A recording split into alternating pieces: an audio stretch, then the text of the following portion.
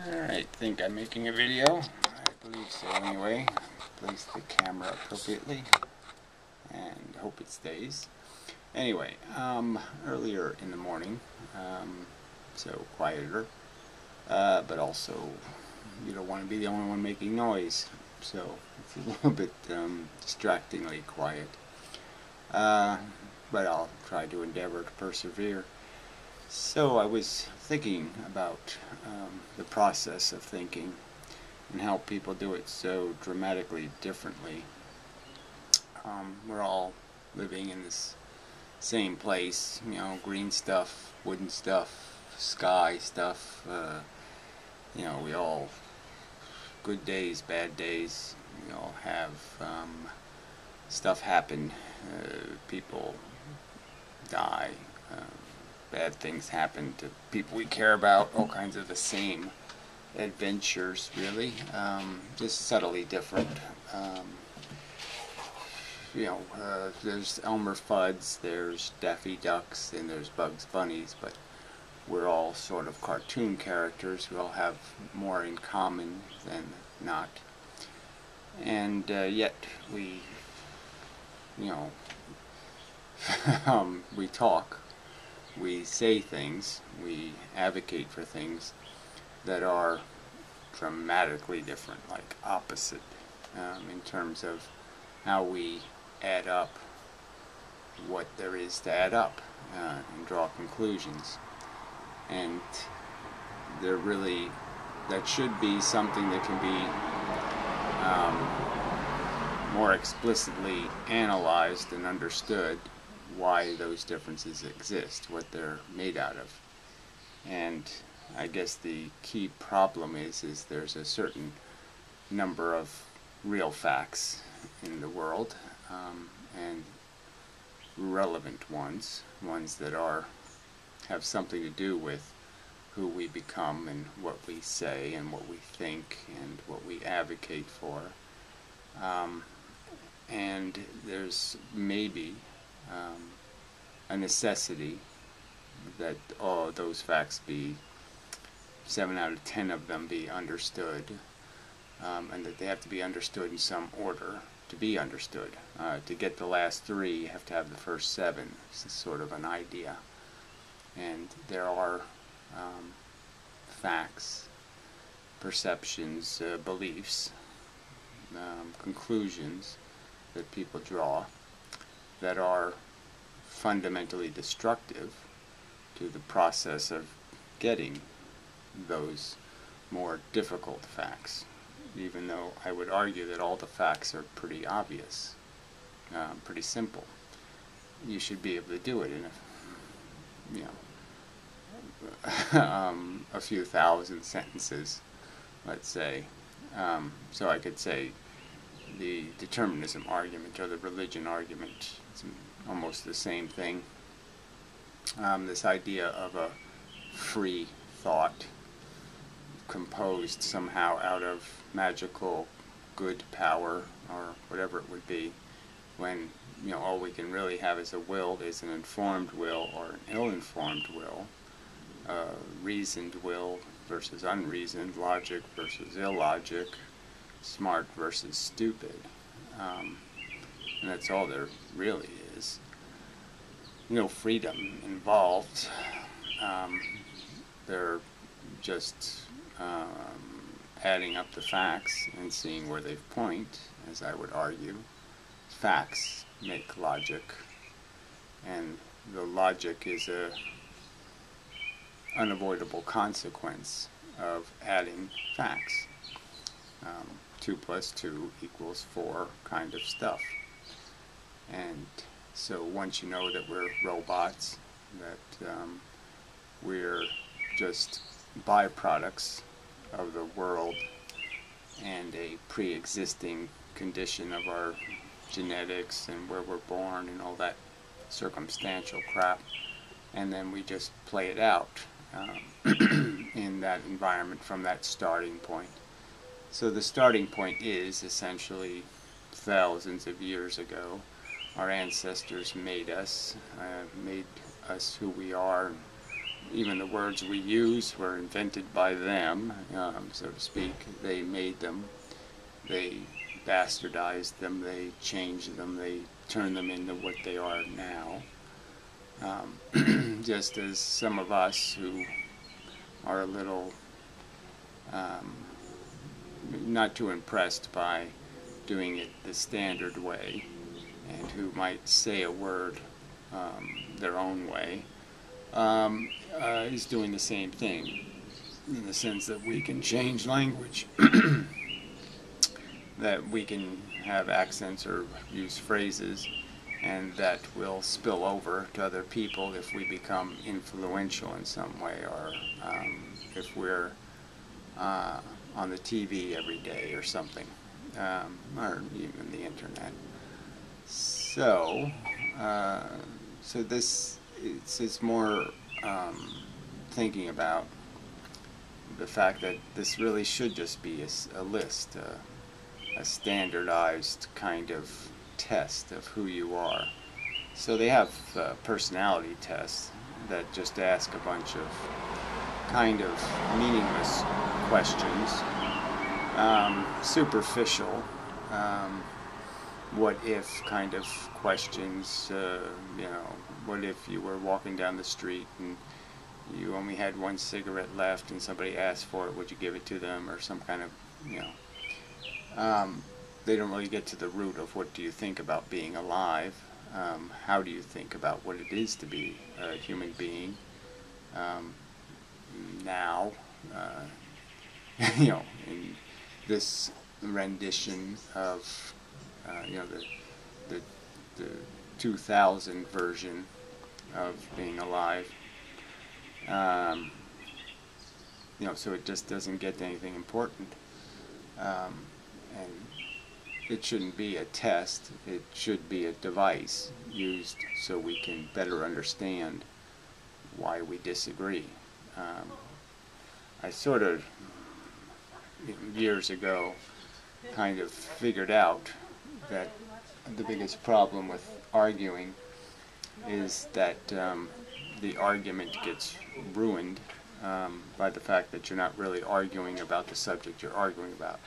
So I saw this with like abortion and stuff, that it really didn't matter if you made, you know, the rational social argument about the fact that you don't really have a right to impose a religious dogma, a religious belief on other people. That's sort of forbidden by the Constitution.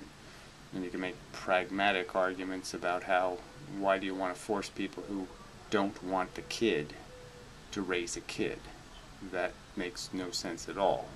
Not likely to work out very well. So you should at minimum say people who want abortions don't have to raise the kid. You know, you should have the guts to say, I'll take care of it. I'll provide for the kid's proper maturation and maintenance. Again, then this is usually a decision made by poor people more than rich people. So you're going to have a social welfare problem by imposing this forced birth. And do you really want to be raising children in poverty? Is that a good idea? I mean, you can make all these arguments pointing out how, you know, and then you get into all the physiological arguments that are just, in my opinion, slam dunk, where you just can't make an excuse that a human fetus is any more developed than a whale fetus or a monkey fetus, that has any more stake in its existence or any more knowledge of it than any of those entities, that it can be more harmed. That's just plain silly to think it can be. You have to be grotesquely ignorant of chemistry and biology to draw that conclusion. I don't know what that is. Black taxi? I don't know. Anyway, it's unfortunate. It's not too loud though. So, you know, this is something I think I keep having it as a project that I never get to, but it sort of needs to be done, making this list of more relevant questions. just to get to the heart of why people believe what they believe, and what is their knowledge base that allows them to believe that. Because some people are religious not because they think about it in any kind of logical manner. They just think it's good for them or good for the human race. They don't care about its truth value. So the first issue you have to get to is, why don't you care about truth? Are you so obsessed with short-term gains over long-term goodness that you'll just do something just so overtly offensive to the right answer, in saying that I don't care about whether it's a right answer or not, because I'm convinced that for right now, for the immediate future, the lie is better than the truth. Any lie almost is better than the truth. And you can see that with most religious people. They have no confidence in their God. They don't really think their God's going to take care of them. They don't really think they have an afterlife forever in some paradise. They really don't believe it. But somehow they'll keep selling it and pushing it into human psychologies, and human psychology is probably the wrong word, human intelligence. I mean, it's hard to call it intelligence when you're talking about fables and made-up stories and just nonsense, because it's anti-intelligent. But they, for some reason, have concluded that this is a positive influence and that it's somehow a necessary influence. So then you have to have a conversation about the nature of our psychology, and that there's no real dependence on us being liars and fools, that we can accept truth and be decent, that it doesn't make you a threat to other people's welfare because you don't believe God's going to punish you. You don't need the threat of God's punishment to not murder and steal and thieve and do all that stuff. All you have to have is some sense of integrity, and it's important. So you just have to be raised with some notion of that responsibility, which the thought arises, obviously connected to these words, apparently in my brain, responsibility and those kind of words, and honor, that Japanese culture sort of ran on that idea, because it just used this simple mechanism that it isn't God who's going to punish you. You're going to offend the dignity of your ancestors, that your future progeny and your past ancestors will be disgraced and, in a sense, harmed. Their dignity will be damaged by your behavior, and that would be enough to keep people from being assholes. So again, so you have to have that conversation. So it's about what conversation is necessary for all these different people, because the facts they have screwed up are different. So you listen to some of these people, like the modern mystic, who blends things with this Buddhist crap, and then you have that Anaconavad character who's just obsessed with this Buddhist crap. And there's another guy called Ken Wheeler who makes idiotic physics videos, but he also makes idiotic metaphysics videos. All this obsession with this primitive philosophy that doesn't really say anything about fixing anything in any kind of durable way. The basic philosophy is obtaining some kind of nirvana that they can't really agree on what that is. Some kind of personal escape, some sort of obsession with subjective interest rather than worrying about the world. You gain peace by distancing yourself from reality, essentially. And then they think it's a very high-minded and dignified philosophy, and you're saying it's about as low as you can go in terms of being not getting the most out of yourself in terms of being of any value to the world at all. You're just trying to find your own parachute, grab it, and jump out of the plane and just say fuck you to everybody else who's going to crash. It seems. Now, some may argue that it has some better dignity, it has some better story, but the basic story, as preached, seems that's the only conclusion you can draw. That's the only way you can put the verbal blocks together.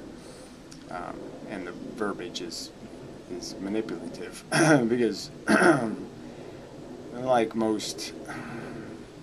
what they've done to science and religion, it's always just making a mess out of language. Words don't mean the same thing. They use words like spirituality or soul or some other kind of bullshit, and you're just, what does any of that crap mean? Because to everyone who hears it, it means a different thing. So really quite useless. So that's another part of the problem, I suppose, is that we can't add the numbers right if we can't first see the numbers. So it's like we can't do the simple formula of figuring out what does my existence mean or add up to, and there's certain little things we're going to do. We're going to add a couple of numbers and then subtract something and then multiply and do a little division. But we can't do any of that if we are drawing the numbers so badly that we can't even tell whether it's a 2 or a 3 or a 5. You know, in some sense, that's part of the brokenness of trying to have the conversation, is that we don't speak a common language.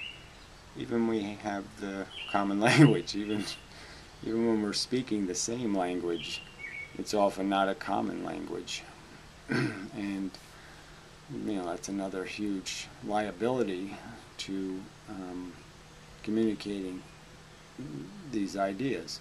So, as I have concluded previously, or stated previously in other videos, the easiest way to do this communicating is through stories, and that's how human beings have always done it. But the stories turn into some sort of reality. You know, they're not kept as just made-up stories to analogize the circumstance. And so I've used analogy stories like Frankenstein and a drunk driver, or somebody gambling with your welfare, or drawing straws, or you can use these different thought experiments, models of human adventure to illustrate what we're doing when we're making decisions and we're making choices, and what we're implicating and what will be affected and how it will be affected, and to put some numbers to be formalized and to gain some sort of perspective and understanding about what we're talking about. And so when we have a conversation about what our sentience means, what it means is a human being's welfare more important than some animal's welfare, some other mammal. And like the subtle differences between people in terms of their race, short, tall, fat, thin, whatever, all this kind of stuff, hair color, eye color, little subtle differences that seem to mean a lot to us. We know those differences are meaningless and minor and almost meaningless in terms of how minor they are in terms of the real function. And the same argument could be made that this is kind of true for most of the animal kingdom. They don't have one of the senses we have, one of the faculties. And so they can't do language, and so therefore they can't be educated, and therefore blah blah blah blah blah. They can't learn mathematics, and they can't learn to say I'm in pain or I'm hungry, or they can't communicate what they're perceiving with their consciousness. But we can clearly understand their consciousness is there, and it's doing all of the same things ours is doing. It's just doing it in a different context where its imagination isn't as organized as our imagination is. Its ability to model the future is more focused on just analyzing now and the personal advantage of now. I was just watching a squirrel going across the telephone lines. Well, they're not telephone lines, power lines, cable lines. And, you know, you're saying this squirrel has an objective. He's, you know, and he understands that he can get from this location to that location safer by running across this power line to get from pole to pole. And, you know, he's learned that. He's learned this is the way to go, and now it's a habit. And we're all creatures of our habits. Me even making this video is one of those, kind of a habit, kind of a routine, where I've found a way to collect my thoughts and reasonably present them in a certain, with a certain procedure tied to it in terms of a certain atmosphere that's helpful and necessary, you could argue, to some thoughtfulness and capacity for my brain to organize a theme and to stay on the subject. It's sort of reminding me right now that, you know, you're drifting a little. You want to stay focused on the idea that where you're trying to communicate is this dilemma that, as stated, these conclusions are not complicated. I mean, recognizing that the feeling welfare of an animal is quite substantial, substantially the same on an emotional sensation level as our own welfare. What they actually experience is similar to what we actually experience. And the only difference is, just like me and a caveman, the only difference is they can panic about things that I wouldn't panic about because I know it's not a big deal. I can know causes and effects. They couldn't know, like, something makes them sick. They don't know what it is. They don't know parasites. They don't know microbes. They don't know, and they don't have answers to a lot of questions. But the experience is the same, and they're just doing it in a more, you know, with less information.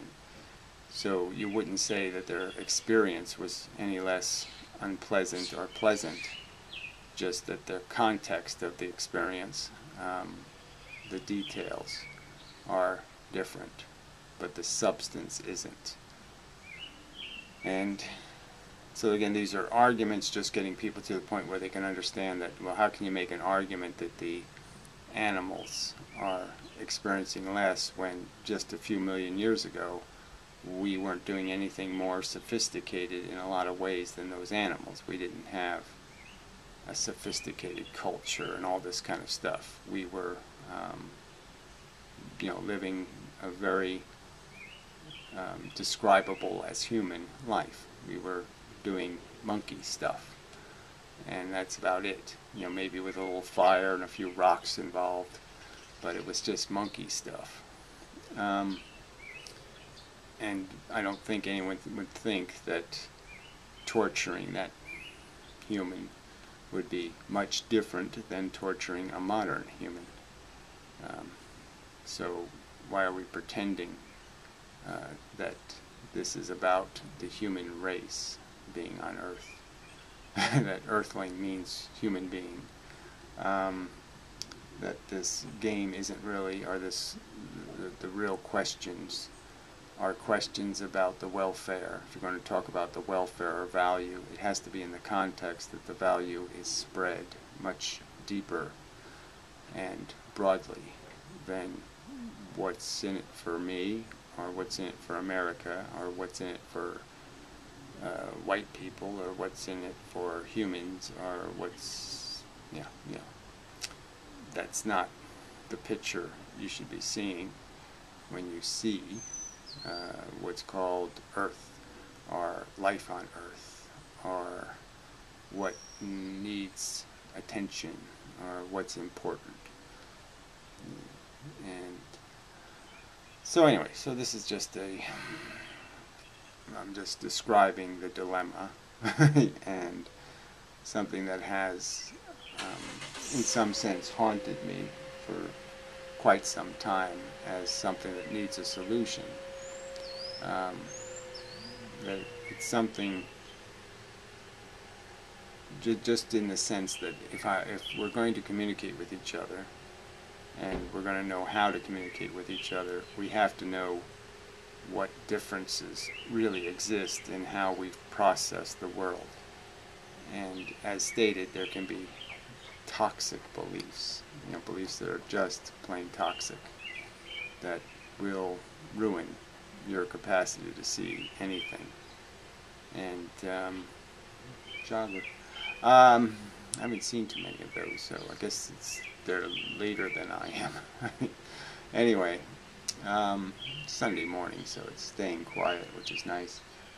So I'll have to remember that for the future. So yes, even that perspective, you do learn through your life experience. I've never been an early bird kind of person, but I've become one now, just because it's easier for me personally to deal with the neighborhood when it's quiet. And so that's, I guess, what I'm going to be. I used to be a stay up all night kind of person, and now I have to be a, early to bed and early to rise kind of thing. Something like that anyway. That's what I'm becoming. So, you don't really need to know that, I suppose. So anyway, just wrapping up in some sort of polite manner. See, it's just some of these little mechanisms that some people have and then some people don't. Some people are conscious of, entering gracefully and exiting gracefully, and other people are just saying, how do I get there the quickest? How do I get what I want now? And they really just don't care about any gracefulness in their function, or they're not even measuring their performance much. I guess some people are just performance whores or something. They're more obsessed with playing a good game and winning, doing it well. And other people aren't. Some people are more interested in style. They might think that style isn't just a silly thing. It's part of perfection. It's not just jumping the highest. It's jumping the highest with style, something like that. Can't say that's an important subject, but I'm just saying that that's in a philosophical context. You can add points for,